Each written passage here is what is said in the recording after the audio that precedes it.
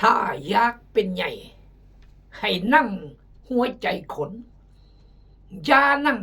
หัวเขาถ้าจูมือคนสำคัญตะเด่นกำปงนอเด่นได้ระเยี่ยมนอนั่นก็คือเบื้อนระเยี่ยมนอนี่คือสุภสิทธิ์หมอต่อยะคนรักพระเจ้าเล่ามันก็ง่ายอำชายแต่งอันเปลี่ยนทุกข์ระเยี่ยมนี่คือลักษณะคนรักพระเจ้าเล่าง่ายโซง่ายอย่าบุบง่ายอย่าเสนอง่ายอย่าครองง่ายก็เราก็เราอันก็เราอันก็เราอันคนพระเจ้าเราเบื่อนเราทุกแนวเบื่อนเราทุกมอนเบื่อนถือตัวถือล้อยังเปลี่ยนเตยกเตจงนี่คือคนรักพระเจ้าอีเดเมื่อคนแบบนี้ลือเปลี่ยนเรายากกูดยากโซยากเรายากอย่าปรึกษายากแต่เมื่อก็ยากอันเปลี่ยนก็เดอันเปลี่ยนกูเดสำคัญผู้นำก็มุอีเกิดแจงเวียกอยู่อีน้อยเด่นอยู่คือมัดมือทั้งมักกมูลเกกมูลองค์การที่ยาตตีเกอันก็อันนอเดเพื่อจะแต่งเวียกก็น้องยากอย่างนี้เราเสมอมานี่คือคนรักพระเจ้าจะมันเปลี่ยนยัดเผาก็ดีทางเดก็จะอัน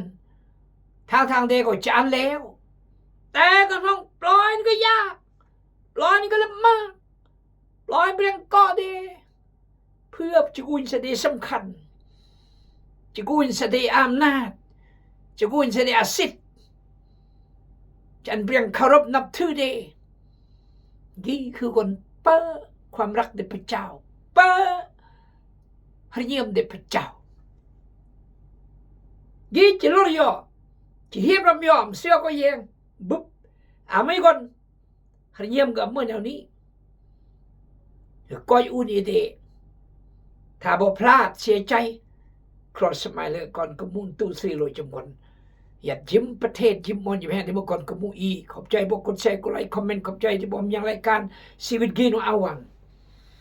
เบื่อในเดบทเฮียนมากถ้าบ่ตั้งใจมันยังเองก็ต้องเบื่อบทเฮียนที่เล่าขี้เกอเวรกันยังเกือบยิ้มคำเทศเวรกันยังสกีจะไอเฮียนรำยอสกุลนี้ก็ก้อยกิมมคืออาจารย์ปุโร2 วันปลายปีเมื่อคนจิวเหมือนลูกศิษย์เอกเดพระเจ้าเกือบเมื่อลูกศิษย์พรหมเปโตรโยฮันยาโคโบหลังจาก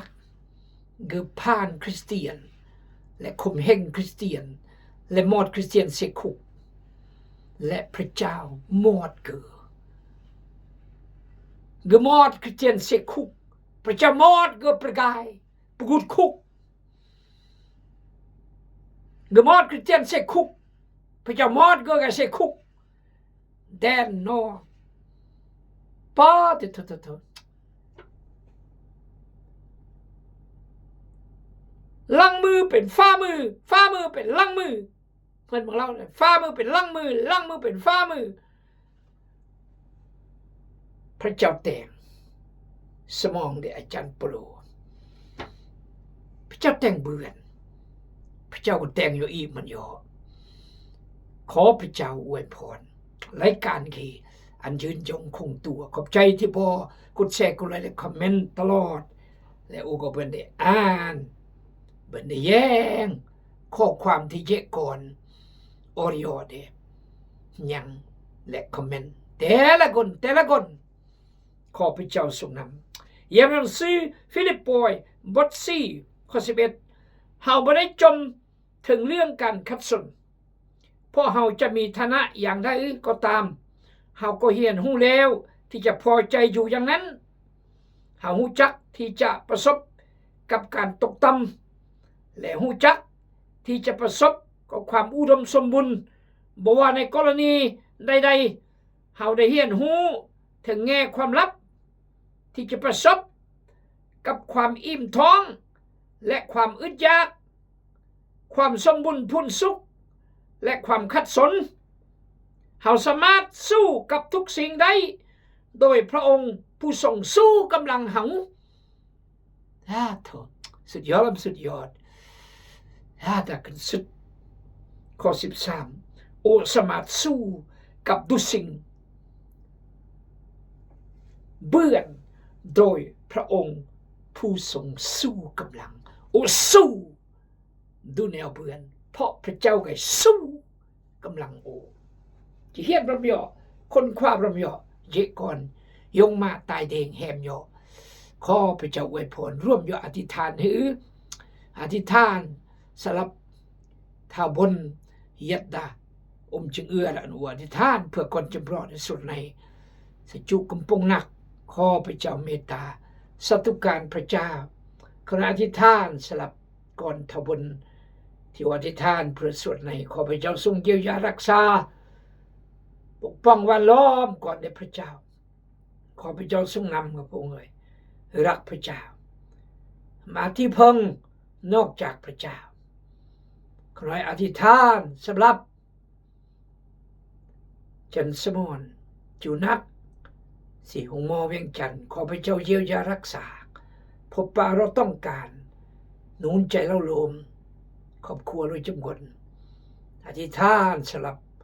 กุนทุกกลองมองให้เยื่อมขาดเคินเสมอสึงมาหรือขัดข้องมองเจอหรืออวดแกลนให้เยื่อมขอพระเจ้าเมตตาที่จะมุที่พึ่งและรังแกมอนอรังแกรังอิงมอนอปลากลองปลาให้เยื่อมและขอพระเจ้ายูตูลเนาะอันเยี่ยมนกรังแรงเขื่อนและนอบุบเดสันติสุขรอดแจ็บดอมดาองค์พระเยซูคริสต์เจ้าที่นอเสื้อเนื่องดื่มและขอพระเจ้านำนอตำรีนอรู้นอพระองค์เลยขณะอธิษฐานครอสติปัญญาขณะเดอธิษฐานสลับสงครามและเมืองและอิสราเอลและฮามาสฮูตีฮิซบอลายูเครนรัสเซียอินเดียปากีสถานและเมืองลาวก็อาการปิ้นยอพวกยามายาสัรขอพระเจ้าทรงนำมันยอขณะที่ทานฝากทุกสิ่งอุดชื่อพระสุกิจเจ้าอาเมนให้จันปโลกอยอันพี่น้องคริสเตียนดาฟิลิปปอยที่นอกคุกที่โซติเยืองที่เมือนักโทษที่อาศิริภาพยอมเมื่อไงเมื่อเบือนแต่อันคนยอกอาโซติเยืองเมื่อนักโทษกับไก่ก้อยจรางนูนใจเล้าลมท่าทายสุดยอดสุดยอดพี่น้องเราดังเกอโอ้อำเภอได้จมรอดเรื่องคัดสนโอ้อำเภอได้จมรอดเรื่องคัดสนปโลนึงสัตจมก็อำเภอมาบาร์ก็อำเภอมาตรวายแห้งอำเภอมากุยยอเวกัมราแห้งอำเภอมากุยยอที่ยังยอญาติพี่น้องตายแฮมก็อำเภอมาน้องขัดสนน้องอปัญหาปัญหาน้องยัดนีเวกัมราปูยอทางภาคปัญหาน้องยัดนีขัดสนยัดนีอปัญหายัดนีพี่น้องเลยนี่เหมือนคนหนึ่งบอกกำราเนี่ยกำราหารและก็จูนักสีหงหมอนี่คือชีวิตอีกต้องเนิงบริหารต้องเนิงกาลเทศะ ต้องหนึ่งสภาพการต้องหนึ่งเวลาจุเวลาลือเวลายามเวลาคลายเวลาเวลาเปื่อเวลาเบื่อเวลาอึดเวลายามเวลาคลายเวลาความสุขเวลาทุกข์วาระเดเมเดเดกำหนดอุ่นอีจำเป็นจะต้องยอมรับเหมือนปลูเราโอ้อัมบันดิจมรอดเรื่องคัดสนโอ้อัมบันดิจมเรื่องรอดเรื่องคัดสนอย่าได้คุกกำจมเกิมกอดจะล่างอย่าจะรอพี่น้องจะได้หมดแน่ใจหมดแน่อยู่ฮับหมดแน่จะบอกไปอยู่หนึ่งก็ฮือบอมเนื้อมาโอ้เราใส่ไปเจ้าได้ขี้บอมตัวเนี้ยมาบอมย่อยมาโอ้บอมเกิดบดเกิดบดในกุ้งบอมเนื้อพระเจ้าเริ่มขัดสนเริ่มบรำจมเอเมนฮาเลลูยาฮาเลลูยาสุดยอดสุดยอดปุโรอัมบรำจมเพราะเฮามีฐานะอย่างใดก็ตามเฮาก็เห็นหูแล้วที่จะพอใจอยู่อย่างนั้นเคล็ดลับเดอาจารย์ปุโรก็คือเฮียนหู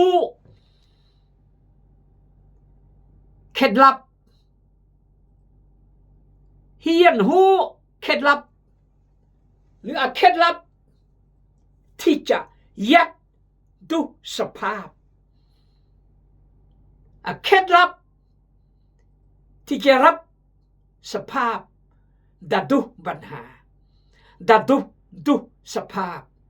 ดูวิกฤตดัดชีวิตอุยดคุกประเทศไทยน้องคายเกือบ50 ปีอย่าแต่คุกเมื่อเรื่องคนลาวข้ามกายมึงอุ่นคุกไม่เนียนก้าวจะเบือนซึ่งเบซึ่งมาซึ่งเมื่อกูตะค่ายกฎเกณฑ์เด็กคนไทยกูอินสนาเกลกัมพราเนี่ยร้ายเกลมุพี่น้องเย่ลาวลุงเขาอยากกินนี้เขาอยากกินนั้นเขาอยากได้นี้เขาอยากได้นั้นจะเบื่อกี้จะเบื่อกันนายจะได้ก็หูจะได้ก็ดึงเกลลาวลุงก็จะแต่มือกับมาถึกกะข้างขี้ถึงก็เฮียนเวียดอำเบือนแต่หน้าเราได้จูเบอร์จูเด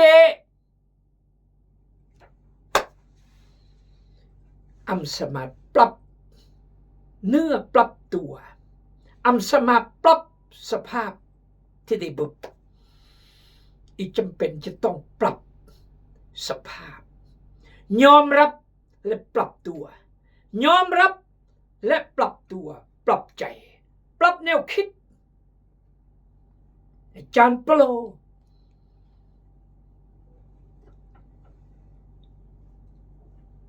โออำจมรอดเรื่องคัดสนเพราะโอธนะแมบกะเมอก็ตามโอก็เฮียนหูแล้วที่จะพอใจแมบกะนี้โอก็เฮียนหูแล้วจะพอใจแมบกะนี้กะนี้แมบเกิดคืออโศรติได้เยืองและก็บังคิดประหารชีวิตเงยยอมรับปะคดีที่กบุบจิว95สะเกอหมดคนต่างชาติกูดวิหารเยรูซาเล็มที่แท้มาที่แท้นอเกียรติเกอกูเกอสิเกอประกาศเรื่องพระเยซูและนำคนต่างชาติและคนยิวไงนึงพระเจ้าพระเยซูองค์กียิวสระอสระมก็ยิบยิวนองสระนายกเบนจามินเนตันยาฮูพยายามจะแต่งกฎหมายห้ามมันคริสเตียนประกาศดับประเทศ อิสราเอลปีกลานอุยคริสเตียนประกาศนอที่กลางวัดแต่กรุงเยรูซาเล็มยี่แหละโปโลยอมรับซะจิวอัมกูที่ได้เสือพระเยซูอัมกูเดมฟาริสีหอยเปลี่ยนไงมาคริสเตียนและไงเสือพระเยซูรับใช้พระเยซูที่น้อมกูและโปโลเข้าใจสภาพและยอมเสด็จในคุกย้อนความเสื่อย้อนสิ่งที่ดื่มที่รักที่พอใจหาได้เปลี่ยนเหตุจะพระเจ้าพอเรามีฐานะอย่างใดก็ตามเราก็เฮียนหูแล้วที่จะพอใจอยู่อย่างนั้นสำคัญคือเฮียนหูที่จะพอใจหงเฮียนยากคือหงเฮียนหูที่จะบริยมอยู่กัมรากูปัลกูจมบริยมอยู่เกลกรานบริยมอยู่ก้อนอันยังระบอกเราตีนบริยมอยู่สิญญาพิบาลอำรักพี่น้องอำสนใจโบสถ์นี่คือสำคัญคืออีเปียนอำเบือนเมื่ออีเปียนอำเบือนอีก็ลองเฮียนหูยัดสิ่งนี้เลอะกว่าที่จะบรจิจมให้อำเปลี่ยนเบือนวาดก็วาดพูดก็มาพูดรวยก็รวยพูดบ่มาบี้ก็บี้พูดบ่รุยก็บ่รุยพูดต้องเฮียนหูที่จะพอใจในสิ่งที่ได้สิ่งที่ได้เกิดได้ยาเจก่อนนักเรียนนักศึกษาอยู่เรียนตะเวียงจันทร์พอใจในสิ่งที่ได้แต่งเบื้อนที่เปลี่ยนแต่งประวัติได้เบื้อนก็แต่เด็กก็พอใจในสิ่งที่ได้แต่งเบื้อนเปลี่ยนเบื้อนเวียกเลอะเงินยงความสามารถสูงโอเพียงแต่งฮันคอฟฟี่ยับดาแก๊สสเตชันนั่นก็คือปั๊มน้ำมันก็แต่พอใจแล้วก็เอาความสุขแต่ถ้าอำพอใจอันตรายอำพอใจในสิ่งที่ได้เปลี่ยนแปลงอำเบือนก็นี่อันตรายกืนก็บอกเข้าคายก็บอกออกก็บ่ได้ไปก็บ่เป็นฉะนั้นอาจารย์เปโลเราเฮาบ่ได้จมถึงเรื่องการขัดสนจมแล้วจะเบิ่นอารมณ์บอลเลยจะเบิ่นอารมณ์ถ้าบอลให้เลยครุกยักแตงโอพอมีฐานะอย่างใดก็ตามเฮาก็เฮียนหูแล้วที่จะพอใจอยู่อย่างนั้นอัธนะแม่เมื่อก็เฮียนหูพอใจได้บ่กับหมู่พอใจเดมเจ้าสู้พอใจได้สลัดนำหน้าพอใจได้รถนำหน้าได้กระบุนเนี่ยนำหน้าได้อัธนะแนวหน้าให้เก่งนำหน้าแล้วก็เอาความสุขแต่ถ้าหากเฮียนหูที่จะยอมรับความจริงที่ได้บึบอันตรายต่อยอข้อ12หาหูจักที่จะประสบกับการตกต่ำและหูจักที่จะประสบกับความอุดมสมบูรณ์บ่ว่าในกรณีใดๆเฮาได้เรียนรู้ถึงแง่ความลับที่จะประสบกับความอิ่มท้องและความอดอยากและความสมบูรณ์พูนสุขและความคัดสน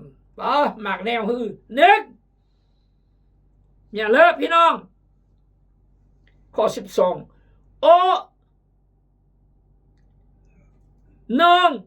ประสบการณ์ที่จะตกต่ำยามอีตกต่ำยามอีถึกเปลี่ยนดูถูกดูหมิ่น มากปัดชีวิตโอที่เปลี่ยนดูถูกดูหมิ่นตกต่ำแต่อำเมอโอห้อยคนหนึ่งคนกล้ำบ่เอือกอย่ามาอย่าซัรบ่ขี้เหล้าเมายาบ่โลภลากเลยบ่ตกต่ำเพราะมาอันตลอดเวลาพระเจ้าจะยกอันตลอดเวลาพระเจ้าจะอวยพรอันตลอดเวลาพระเจ้าจะอันเบออันมาเบียงเกยอากาลเบือนกาลเบอกาลเตียงยอกป้อจะถูกยังไม่ชิวแต่งกาลีมาโมรถปือก้างก็ปือมาคนดูถูกแม่จานคนไรเมื่อเกิดก้อนเข้ากันสัมบัติมาแม่กะมูลที่ราคาเป็น10 ล้านมาชิวเปิดมาเอาก็เปิดมาแท้เปิดมาแท้เมื่อแนวกับเรายอมตกต่ำปลุกเราเข็มเฮาหูจักที่จะประสบความตกต่ำและหูจักที่จะประสบความอุดมสมบูรณ์หูจักหนึ่งที่จะตกต่ำและหนึ่งยามอุดมสมบูรณ์แมนชีวิตนี้ควรจะแบบคือยะอิ่มท้องและก็อดจากกี่ตกต่ำและประสบประการอุดมสมบูรณ์เบอร์อามาบอกว่ากรณีใดๆชั่วโมงกรณีแม่บอกตั้งแต่ปะเปะปะโปรตอนมาเขาได้เห็นหูถึงแง่ลับแง่ความลับที่จะประสบความอิ่มท้องและความอดจากความลับที่จะเห็นหูเห็นนึงแต่การอึดมาแปลกมาแต่การบุบิบุกินแต่การเปิดเครื่องวันเต็มกูเบียเปิดเกิดเปิดเหมือนเปิดแต่เปิดใส่คอใส่แขนเปิดรถเปิดหลอกเปิดก้างเปิดโจเปิดกระมูลแต่น้องอันดาหารก็นี่คือสำคัญน้องชีวิตยัดต้องเนื่องเคล็ดลับที่จะปรับตัวเคล็ดลับที่จะปรับแนวคิดปรับตัวกูดกับสภาพเหมือนอพยพในรัฐอเมริกาแคนาดาฝรั่งเศสออสเตรเลีย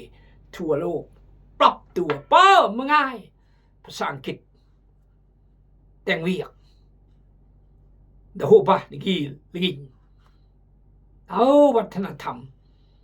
มากแนวปรับตัวมากคนหานสิเลยหานสิเลยหาน30คนหานอเมริกาก็มูดีกว่าหานคิดมากปรับตัวอำเภอมวยมาอดีตอธิบดีไงรัฐซูนนี่ไงมาคริสเตียนคือฮอดห้องการเฮาเด้ฮอนเปิดแอร์มาเฮือนอาหารเต็มโต๊ะคนใส่ก็มีแต่มาอยู่ในศูนย์นี้บ่มีหยังมีแต่เลขศูนย์บ่มีเลข1ให้รอดประเทศแคนาดาเบิ่นเวียงมาพี่น้องตัดจิตอดีตอธิบดีโซฝรั่งอังกฤษเด่นของการให้รอดแคนาดาตัดจิตตาร์วาร์เกิดสโตรกของอังกฤษ